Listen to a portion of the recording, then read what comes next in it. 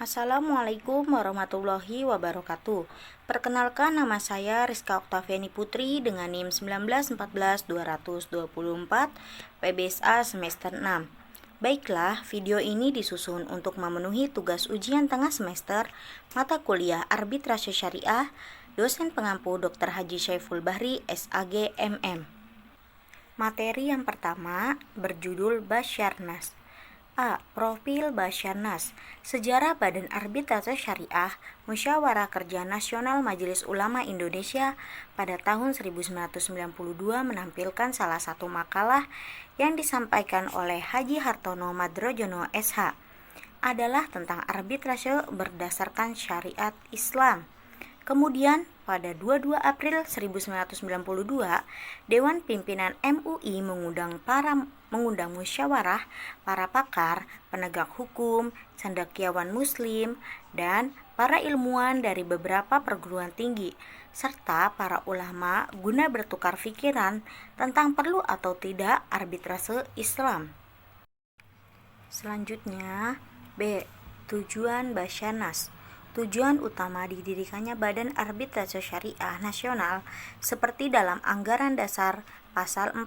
Yang pertama yaitu adanya memberikan penyelesaian yang adil dan cepat dalam sengketa-sengketa muamalah atau perdata yang timbul dalam bidang perdagangan, industri, keuangan, jasa, dan lain-lain.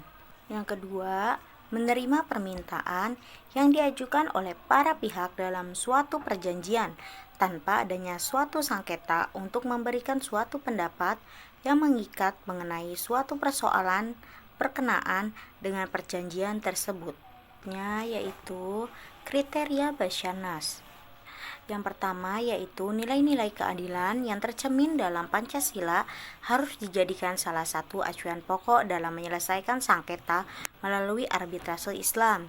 Yang kedua yaitu ada Basyarnas harus diakui oleh pemerintah Republik Indonesia RI dari sudut tata hukum di Indonesia.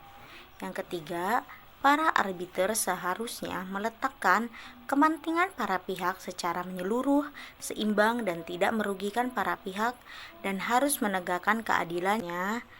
D. Pelaksanaan keputusan Basyarnas. Basyarnas memiliki kewenangan untuk memberikan suatu rekomendasi atau pendapat hukum, yaitu pendapat hukum yang mengikat tanpa adanya suatu persoalan tertentu yang berkenaan dengan pelaksanaan perjanjian yang sudah ditentukan atas permintaan para pihak yang mengadakan perjanjian untuk diselesaikan.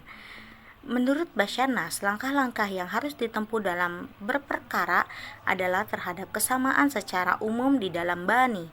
Namun, secara khusus terdapat langkah-langkah tersendiri. Berikut persetujuan arbitrase harus dilakukan secara tertulis dan ditandatangani oleh kedua belah pihak.